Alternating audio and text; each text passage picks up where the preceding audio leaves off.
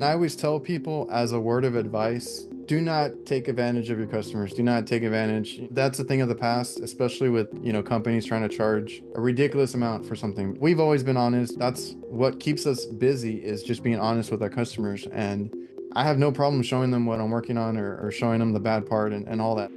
Welcome to The Boost, a podcast for home service contractors. We explore leaders and innovators in home services, their personal journeys, thoughts, and experiences with growth, marketing, and succession. We cover the good, the bad, the ugly, and its ultimate impact. Hello, everybody. Thanks for being here. Welcome to The Boost. I'm Zach Wilson, Chief Marketing Officer of Local. Today, we have Adrian Garcia, HVACR content creator, podcaster, and owner and partner at Reliable Kitchen Services.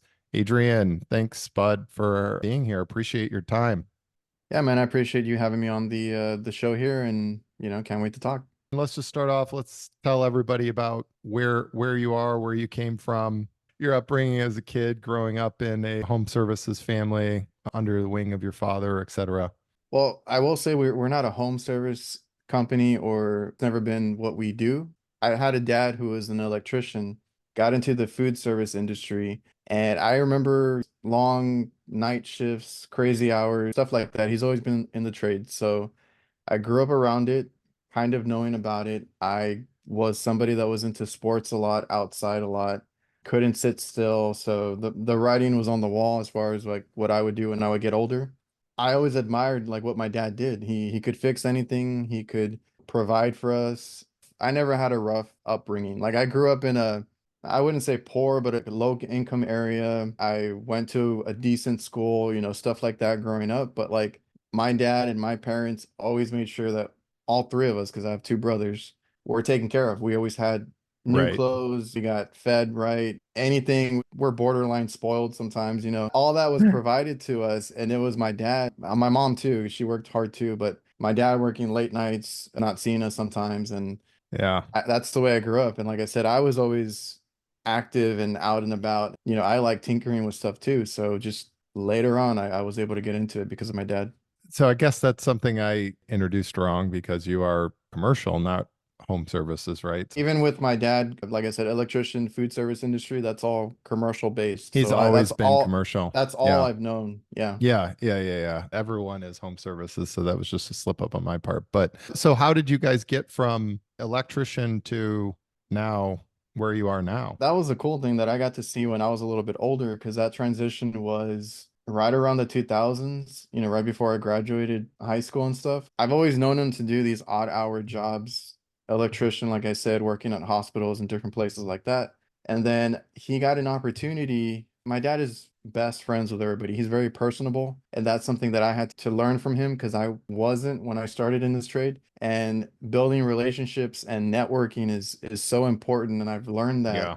over the second half of my career, and it's very important. So like he was given an opportunity to essentially go work for somebody and learn it. So being an electrician, you're good with wiring things and kind of dealing with voltage and different aspects of other trades, but like food service is a whole other beast. It's a lot of complicated equipment, commercial grade, all that stuff. So I remember, and I was glad that I can remember that I saw it firsthand. He was in the books all the time. He studied really hard. A lot of this training had to be in person, so he flew out a few times. They would fly him out to do these in-person trainings in other states and stuff, going to these manufacturers, and he just wanted to be the best that he could be at what he did. And that paid dividends because when he came back and he was actually doing the job, got the job and everything, he worked his way up super quick to a point where he was the branch manager. He won a technician of the year, all this other stuff that he got recognized for. And it was like a good and a bad thing because, better pay, bigger role, all that. But then it took him out of what he loved. He loved being in the field. So that's kind of the issue that he had. And that kind of planted the seed of him wanting to do his own thing. So I got to see all that, the work ethic, what he put into it. And that's how he got into the food service industry and excelled in it. And that's kind of what I've tried to apply in my own thing, doing a completely different skill trade because he does food service. I do HVAC and refrigeration, but the work ethic and all that is what I got the most out of seeing him go through that. That's awesome. The fact that you were able to grow up in a pretty nurturing household, especially and watch someone, the trade is one aspect of it. And I think, we all growing up learn from your parents, whether they're an electrician, doctor, lawyer, like these are the things that you learn and you watch and all you really know as a kid, right? But at the core of it, the admirable thing there is obviously like learning and watching like the work and the love and the passion. What was the transition from that to where you are now? And what did that look like? Did you guys formalize anything? Are you formally like under the same umbrella under Reliable Kitchen Services, or are you just kind of independently? You have your own Yeah. LLC, he has his own LLC. What's behind the curtain of the Reliable brand, if you will? Yeah, I do have to explain a few things because people get it mixed up quite a bit. So as far as like what I was saying, the way he started his business is that was always his dream, his thing to do, right? So once he was pushed into the office and they didn't let him be out in the field. I mean, he trained a lot of good guys. He trained even his brothers that were, one was like a car alarm installer, the other one did odd jobs, doing tile work and carpet work, stuff like that, just whatever he could get. And he trained both of them to be food service industry people or techs. And one is an HVAC tech now, and the other one is still doing food service. So like he gave them brand new careers. This is stuff that he's really passionate about. So like I said, I got to see all that. And then he was planting the seed to start his own business and try and get, the name it and registered, all the tax stuff, all the business side of it, get it all lined up so that he could eventually do it, but he was always scared to. And then there was a conflict at work where it's one of those stories, and I've told you before, like it's where they said they fired him. He said he quit. There was a whole conflict there. And then I just got a phone call because I was still working at a grocery store at a Sam's Club, not knowing what I wanted to do because I took a year off after high school. I didn't want to do any more essays, any more stuff like that. I needed a break from school. I didn't want to go straight into college. So I got the call because I used to work nights, and then in the middle of the day, he called me. He was like, "I need you to pick me up, this and that." Like, they took his van and his stuff, and he was just there with his tools. So I had to go pick him up. That jump started his business. Now, keep in mind, college is still pushed. I was still expected to go to college. My parents still had that idea for me. I was not offered anything in the trades at that point. So I took the year off. I still signed up for college, did my basics, and I was going for electrical engineering because that's the closest thing I could find to what I like to do. Take apart things, know how they work, all that kind of stuff. I was helping my dad start his business at the same time. So he doesn't know how to use computers. He doesn't know how to market, advertise, anything like that. All what he built his first customers on were relationships and networking, which is very important. But like I did the business cards for him, I designed the logo for him. I was really good with computers. I printed out flyers. I did everything on that aspect, designed the wrap for the van. I told him we need to wrap the vans. That's a mobile billboard that you can get out there, and gotten tons of calls just on driving the streets. All this, uniforms, all that stuff. And it still took a while for me to be like, hey, maybe I should get into the trades too, right? I was still working my grocery store job at the time. It just took a while because that wasn't the norm. It wasn't like go to the trades, that's the best thing you can do for yourself. It's always like go to college, get a degree, and then figure it out. So the whole business is his. He started it, his dream. I'm technically an employee. Me and my brother are employees. And I'll share this with you. At the time, he wanted us to be partners. He wanted us to do all this together because he's very proud. It's like my sons work with me. He's real proud of that. Eventually, the business will be passed down to me. Like I am taking over slowly as I've been doing this 16 years now. Like I didn't want my name on anything. I didn't want to screw anything up for him. I wasn't into it the way he was into it. It was just a job for me at the beginning. I just wanted to check. I just wanted to check. I was 20. I was like, I want to go hang out with my friends, do all this. I ended up getting married. I ended up getting a divorce. So, like, in hindsight, I was like, good thing nothing was to my name because that could have That, caused a lot of problems there. So, yeah, for sure. that's all what I was worried about. And then that ended up happening. And I was like, okay, so I've been an employee technically, but we are partners because, like I said, half of the business is food service. Him and his brother do that. The other half is HVAC and refrigeration, which me and my brother do that. So it worked out in the end. I went to school for it myself. I got licensed to do what I do. So the way we run it is partners, but like I just didn't want that burden on me at the beginning when I started. I was like 20 something. I didn't want to be doing that, you know? Yeah, yeah. What a kind of a blessing with the divorce. Like even at the time I wasn't thinking about getting married. It was just like I don't want to screw anything up. I was like, do not put my name on anything. I'm 20. Just don't do that. I probably said that poorly, like divorce was a blessing. Maybe it was, I don't know. But no, just that your name wasn't on it, having to negotiate over that piece of the business, I mean, it just complicates things immensely. So, I just wanted my dad. That was his dream, you know. I wanted him to do that, and I always give him credit for everything that we have. And I just wanted to work for him. I felt so good. Like the situation with him when he left his good job and that conflict happened and that jump started his business. He was upset at the time, but he always looks back and says that that was the best thing that to ever happen to him yeah, because he was like I don't know when I would have started. it's a crutch, right? Like your Yeah, the paycheck and everything. You need, not that it's great to have an event like that of leaving, getting fired, whatever it was, but a lot of people do look back on those and you're like, oh man, that was such a blessing that that event ex happened so I could free myself of whatever or start this. I think the fascinating thing about that, most humans, it's a willingness to survive. And like when you get pushed off that ledge, if you will, it's like, I'm going to figure this out and I'm going to fight tooth and nail to survive and do what I got to do. And, especially with your younger brother, I'm sure was still at home or whatever. So, and your hmm mom and stuff. So, I mean, it's still people, it's not like him by himself. It's still got people that he's got to take care of. So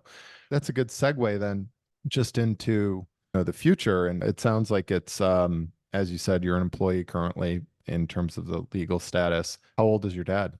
He's about to be 63. I mean, he's got some more years, right? But just in terms of working, but somewhere in the near future, that something has to happen in terms of, transitioning it legally. Is that something you guys have talked about, have started to plan, or is it just, one of these things that's kind of sitting in the background that you just like, I don't have time to think about this, worry about this, deal with this, whatever. It's a little bit of sitting in the background just because like he had a health scare recently. So like he Mm, was out for a little bit. And one of his concerns was he turned to me and he's like, I don't want this company to stop without me. He wants to pass it on. So we have that right. in the background.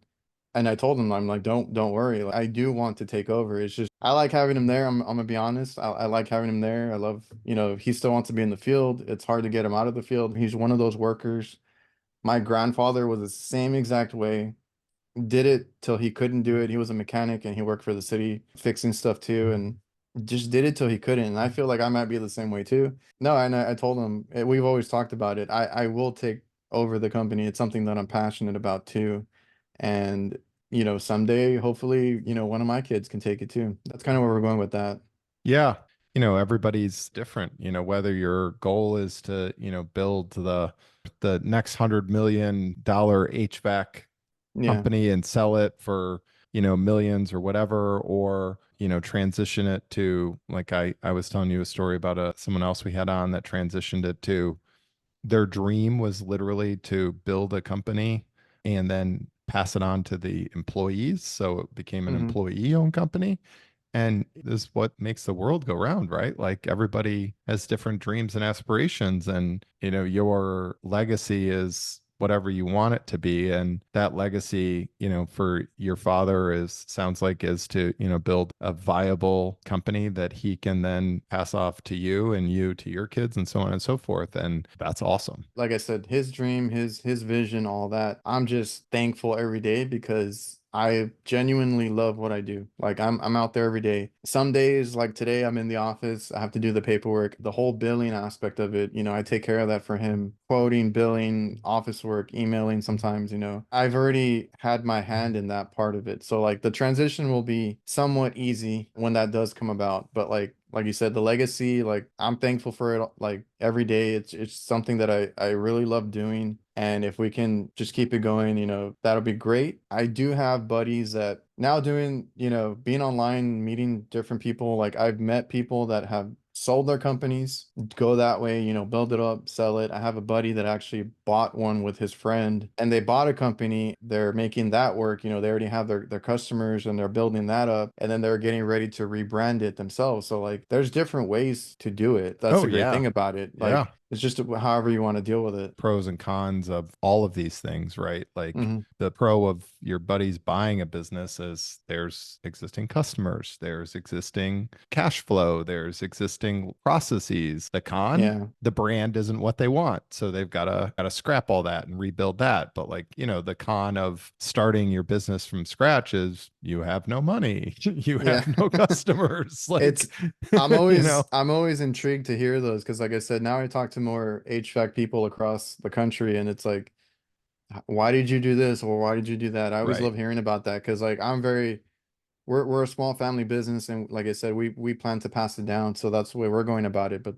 hearing about other people's way about doing business is always interesting because there's so many ways to do it. Yeah, I agree. And I mean, I mentioned earlier, that's what really this podcast is trying to suss out is just exploring those conversations because even Hmm. in our short existence for doing these, it's the number of ways that we're finding that people are doing this and creating businesses and creating wealth. And that is just, I mean, it's fascinating. So I think it's cool and I hopefully other people will as well. So let's touch on the future a little bit. What are your sort of goals and aspirations for Reliable? And you talked about, continuing to create a company and passing it down and so on and so forth. You mentioned earlier, like you're really happy being a small business. What does that mean to you? Or small business is anywhere from sole proprietor, you, just Adrian, your dad and your brother, or you, just Adrian by yourself, to 30 employees. 30 employees is still technically by the federal government standard of a small business. So, I've had discussions with others and we've gone through it ourselves because we started when I jumped on, it was only me and my dad, and then we got really busy. We thought we needed, so many people here and there, and we hired, I think we got up to like 8 or 9 techs, and then we struggled. There's an issue when you grow, still on that fine line of expanding or choosing to stay as is because we've been through it. We expanded a little bit. Quality control is hard to maintain because we're working on equipment, dealing with pretty big accounts. So callbacks, disappointed customers, angry customers, we still have to deal with all that. And then it's a lot to deal with, but expenses, payroll, the list goes on and on. We were losing money when we had more people. We had to downsize, get it back to about 4 people, and then made so much money. And we've been profitable like ever since. Like we've been really good year to year, improving, growing slowly. And, my dad's pretty happy with that. And I've talked to other guys too that are like a one-man show and just want to be profitable, right? So I'm on that fine line. I do want to grow it eventually. We need to learn a little bit more. We've learned from mistakes in the past. Like I said, expenses, how to manage that. Staying busy the whole year, because especially with what I do, HVAC is seasonal sometimes. It doesn't get super cold where we do a lot of no heat calls because I'm in Texas, so like a lot of it is air conditioning, cooling. Our summers can be super hectic, right? And then it stays warm most of the year, to be honest. We only get cold weather at the end of December, a little bit of January, and we've had a very warm winter this year around too. If it's not hot enough, nobody calls for their AC, right? Everybody just cracks a window open and right. deals with it. So maintaining a balance there is something that we need to figure out first, which we have been by doing maintenance, keeping ourselves busy with other things that we can schedule during our slow season. So once we can manage that, I think we'll be ready to expand. Because I was talking to somebody else who sold his company actually, but he said, that he would assess his company more in the slow season. He's like, am I when I'm the slowest that I am for the year, is that still enough work to hire somebody else? Like, don't go by the busiest time of Yeah. year because everybody wants to hire in the summer. Right. And granted, we might get a helper here and there, but we're trying to build up steady revenue the whole year. Once we figure that out, then I think we can start expanding and getting more work and taking on employees. But the thing is, that partnership is also for me and my dad because I don't want to say that it holds us back, but it's like if I'm going to pick up a customer that's for they want the AC checked or the refrigeration equipment checked, I have to keep into consideration that if it's a restaurant, we mostly deal with kitchens, that's going to affect my dad too. If my dad is too busy, then I don't want to give him too much work. It's a balance. That's just what we're dealing with. It's a whole balance, like getting more business, keeping it balanced as far as like what my dad does and what I do. And then during my slower season of the year, just trying to keep the income coming in and do it that way. Because before we were just like, oh, we need somebody. Oh, we can't pay them. And, issues arose. Yeah. I mean, I'm not, it's just funny. I mean, it's just like the classic small business thing, the proverbial chicken and egg of, well, Yeah. I get all this work and then you can't fulfill the work and then you staff up and you're like, great. Now, as soon as you staff up or whatever, you're like, okay, now we don't have enough work for everyone to do. And it's just this seesawing back and forth. But whoever that was, your buddy said was, especially in this industry, is like very sage advice in terms of determine how you're staffed based on Yeah. your slowest part of the year. Like that's so smart, so smart. What is your addressable market in terms of size for you guys? Like how big is the potential customer base and service radius? Okay, so we take on a lot of work. It's commercial. Honestly, we're not running a ton of calls every day. It's very we're trying to balance it right now. So our radius, and I don't know if it's because of Texas or whatever, but our radius is basically we're like where I'm at, we're in the middle. It's like 2 hours each way. So like 2 hours west, 2 hours east. That's our radius. That was why I asked that question because I've heard you say it before somewhere but I did not remember it being that big. So just to put that in perspective, you're presumably going averaging 60 miles an hour. You're talking 120 miles in any direction, plus or Yeah. minus. Wow. We get 70, 75 sometimes. But with home service, if you do residential, I mean, you can kind of close down that radius, certain neighborhoods and stuff like that. And that's easy to do. It's one way to go about it. But commercial, we only have so many of our customers in each city.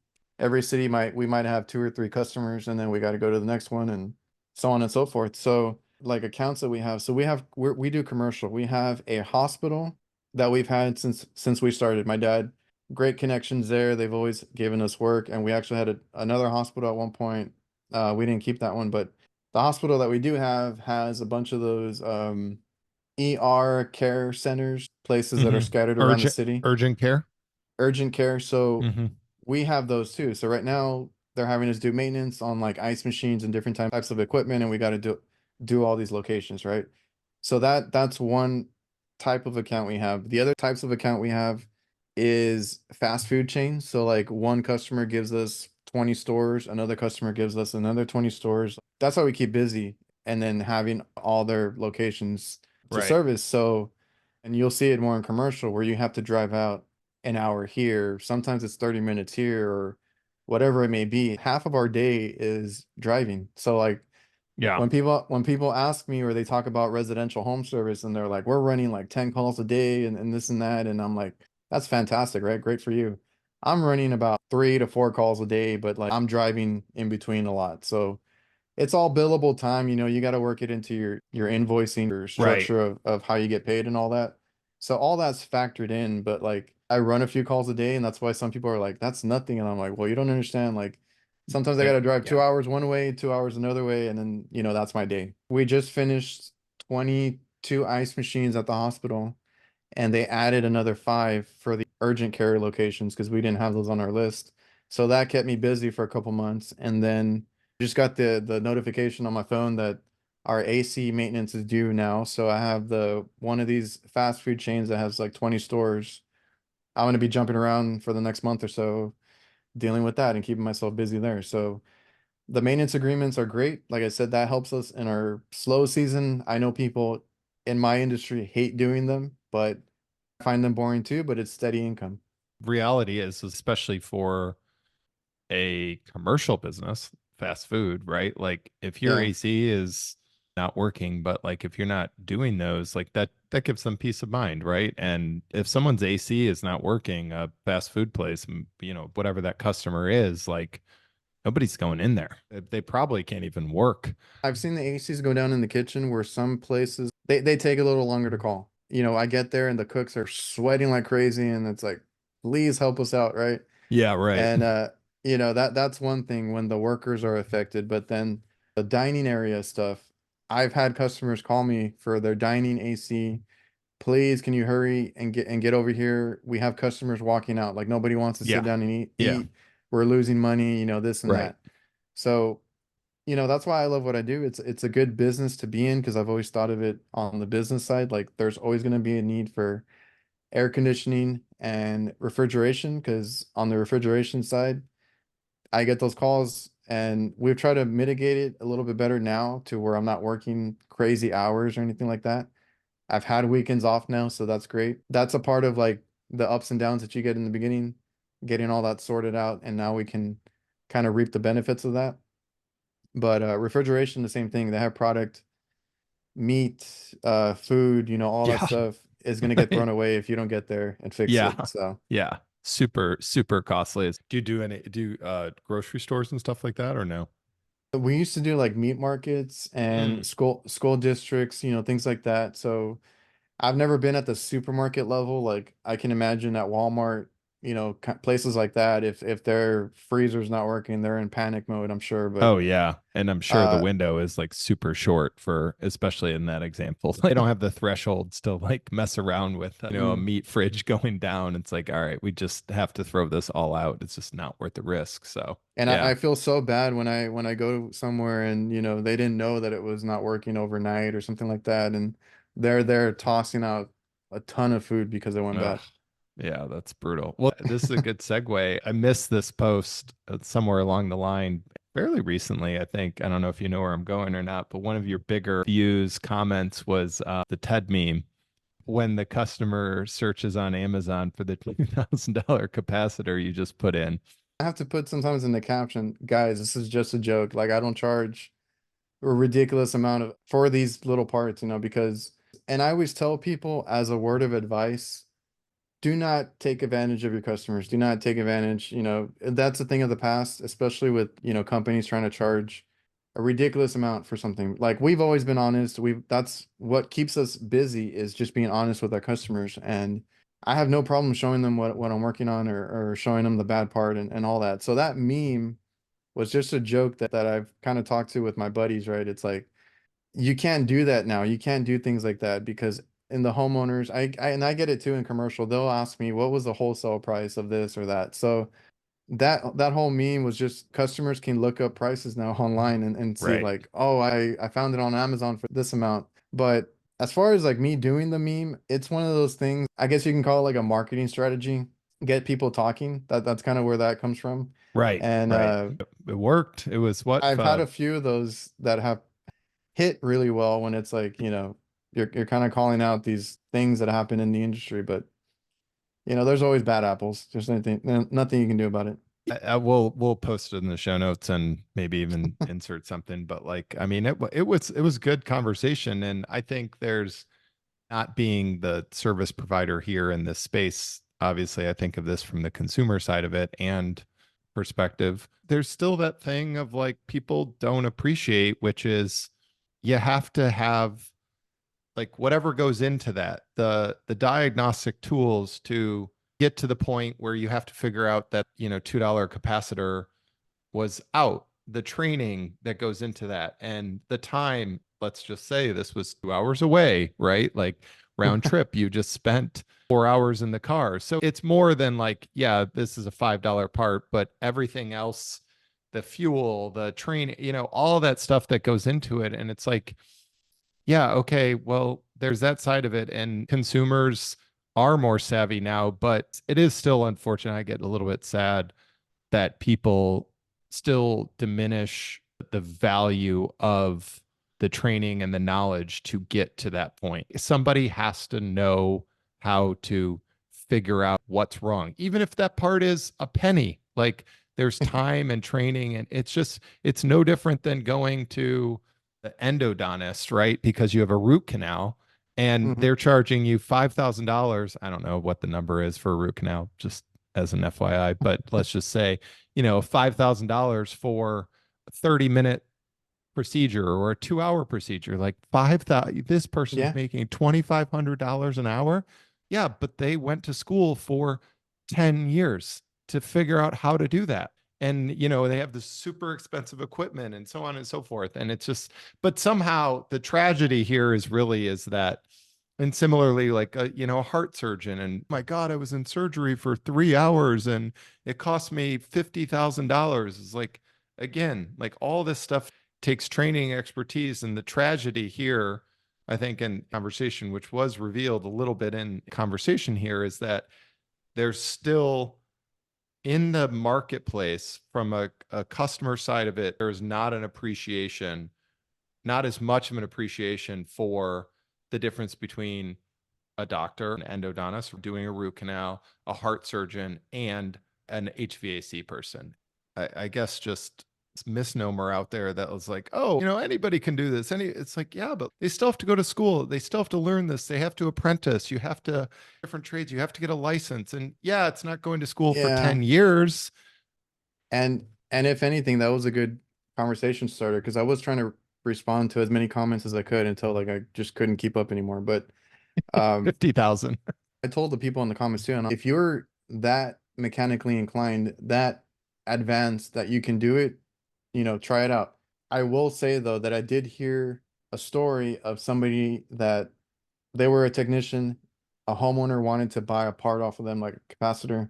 They sold it to them. It was after hours. I guess they didn't want to go do the call, or the homeowner just really wanted the part. That homeowner tragically passed away, not because of the capacitor, but because something else was wrong with the unit and the disconnect was bypassed. So he didn't turn off the power that like he thought he did, and that's how that happened. And that technician is feeling the ultimate guilt for that. So I'm trying to tell people stuff can happen. We're trained to deal with this, double check things, We know where the wires go. We know what they do and what can happen. So I'm trying to tell people there's a danger to it. So just be aware. I mean, if you want to do it because I'm guilty of working on my own car or working on my own house. Like I'm not a carpenter, I'm not a Right. mechanic, but I do some things, to a certain point, and then I'll go and pay somebody to fix it because like I can only do so much, right? So Right. if you guys do anything with your AC systems, just be careful or know what you're doing, right? There was a few things that came out of it, that being one, another being like I'm telling people a business is a business, right? You go and like you mentioned, doctors and hospitals and whatnot, that's normal. You can't do anything about it. You pay the price, right? If you go to a restaurant, I work in restaurants, they have their prices in the back, I guess, so that the cooks or the waiters, whoever work there, don't waste product. They tell you what everything costs. Everything is literally like pennies and Right. dimes, like super cheap, but you're paying $20 for a plate, right? I mean, the Yeah. markup on that is insane too, if you think about it percentage wise. So everything is a markup. Yeah. Insurance is, everything you deal with. So like you said, it's not normal or it's not viewed as any blue collar type of trade is not viewed the same as other types of things. Just like when I'm growing up, I didn't hear about you can be an HVAC tech, you can be an electrician, you can be all this. It was be a doctor, be a lawyer, be a, something else of importance, right? So there was all these little conversations that got brought up in the comments where I'm trying to address them. So that was a good thing that came out of it. And telling people like, there's fuel cost, there's training cost, there's overhead, there's that we have it in stock, that's money tied up that we have in parts and stuff like that. All that comes into play, the car insurance, the employee insurance, payroll, like there's so much that goes into it just for us to show up. Here in Texas, you can't wait. It's 120 degrees out sometimes. Like you're not going to be waiting for that thing to be unless you can get a hotel, but not everybody can afford expenses like that, right? Like get it fixed and pay a couple $100, a few $100, not 2,000 like I put in the joke. It was a joke. I mean, to be honest. So That Yeah, was right. an outrageous price, but like pay a couple $100 and get a good tech to do it. But and then you get warranty and there's so many things that go into it. So I got to explain it as much as I could. Also telling people, on that note, not to be afraid to charge what they need to charge because we got guilted so many times when we started our business. Oh, give us a break, give us a freebie. And we tried that to get more customers, and then like it just we lost money. Like it wasn't we were in the Yeah. red. Like it, Yeah. it was Yeah. so hard. So, with my content, I'm trying to bring awareness to the trades, help other technicians, but I'm also trying to help anybody running a business or running their own thing, like charge for everything, make sure you're profitable, everything, lined up and don't fall for those little things, right? Like freebies, cutting people slack, doing Right. work for your friends or anything like that. At the end of the day, you've got to create your differentiators and find out whatever your costs are to keep the business running. Just on the restaurant thing, it's funny because it's I have a buddy who runs a restaurant group, and the margins on restaurants are like Chipotle, for example, which is like fast casual, like at the top of the performance chart is like 18% margins per store, which is like most everyone else is like around like 8 to 10% margins. It's like they're charging me an arm and a leg for this. It's like, yeah, they're No, barely yeah, making any because money. because people were bringing up percentages, and I'm like, if you think about it, then, a lot of things you pay for, like, think of it in terms of percentages. It happens everywhere, or it's like ridiculous of stuff that you buy every day, like percentages, profit, all that is high everywhere. That was good. I got just to close things out here, just a couple of, I call it lightning round, I guess. But at this stage in your journey as a content creator and in a family business, what would you go back now? I guess you said it's been 16 years. What would you go back and tell yourself 16 years ago? The only issue I have is not taking it, like as far as the business and working, not taking it more serious. It took me a good 6 to 8 years to be like, oh, this is my future, this is my career. Yeah, My dad pushing it on me as far as the business side of it. I didn't want anything to do with it. So I wish I would have taken it more serious sooner and then gotten a better, head start. similarly, if there's any advice or wisdom you could share with others if they're, you 16 years ago going into the family business and whatever, is there like anything on that you would say, hey, do this, whether it's, I don't know, an idea like start, focus on your personal brand or content creating or, whatever. The thing that we did that always worked, even when I did content creation now, do focus on it, do take it serious, but treat everything like a brand. So like your business, if you start a business, that's your name, your brand. Don't be ashamed about it. Put your logo on everything. Keep in mind you don't need the biggest billboard, you don't need commercials running on TV, stuff like that. All of ours is word of mouth, but our marketing is just wrapping the van, going door to door, handing out cards or flyers, things like that. That's something I tell people is just don't be ashamed. Like I always tell people I do HVAC. I love what I do. And, if they ever need any work done or anything like that, I'll be happy to help them out. But, put yourself out there and don't be ashamed of it. Yeah. Yeah, that's good. Different strokes for different folks, as they say. And like you said, your dad sounds like a little bit more charismatic and extroverted than you were originally. But you got to grow. You got to grow into these things and find your path. And not everybody is equipped to do that. I mean, that's what I would say. But so you've got to find your way to promote yourself. So thanks so much for joining us. A great journey and conversation. I appreciate your time. It's your preferred platform these days. You can mostly find me, or I'm more active on YouTube and Instagram under Okay. Reliable HVACR. I just try to show a day in the life, the stuff that I work on. If it helps anybody, great. And then, different memes and having fun, that's what I like to do. Everybody, thanks again for being here with Adrian. Have a great day and go out and get them. Take care.